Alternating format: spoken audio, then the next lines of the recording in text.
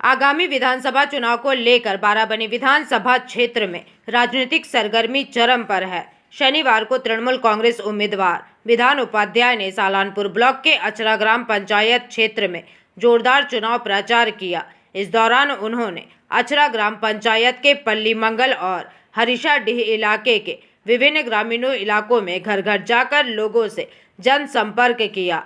विधान उपाध्याय को देख स्थानीय निवासियों में भारी उत्साह भर गया।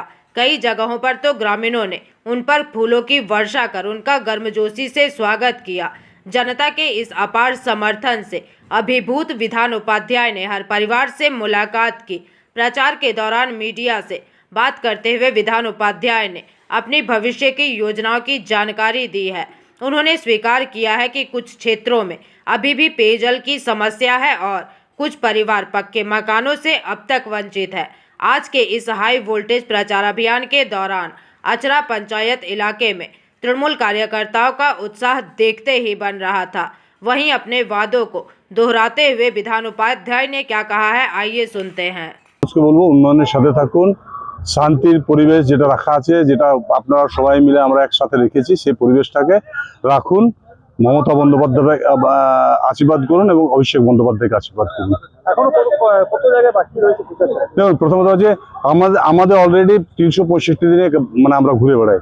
ফলে এখন যেহেতু নির্বাচনে দাঁড়িয়েছি, এখন প্রত্যেকটা জায়গাতে একটু করে যেতে হবে।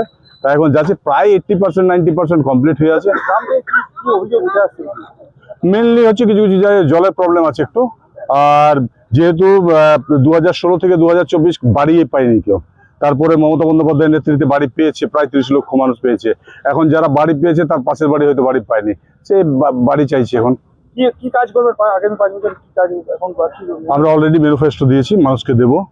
আমাদের মূল দাবি হচ্ছে জলটাকে পুরোপুরি সবার বাড়িতে জলটাকে পৌঁছে দেওয়া, যেসব জায়গায় বাকি আছে। আর আমার বারাবণী বিধানসভায় মানে পুরোটাতে আমাদের যদি কোথাও আগুন লেগে যায়, আগুন লাগার জন্য আমাদের আসানসোল থেকে দমকল বাহিনীকে নিয়ে আসতে হয়। সেটা আমরা অলরেডি চেষ্টা করেছিলাম গতবার ITI আমাদের রূপনারায়ণপুরে, কিন্তু জায়গার অভাবে হয়নি। এইবার যাতে হয় তার ব্যবস্থা করব। আর বারাবণী ব্লকে একটা কলেজ, সালানপুর ব্লকে যেহেতু রয়েছে চিত্তরঞ্জন কলেজ, বারাবণী ব্লকে একটা কলেজের ব্যবস্থা করা।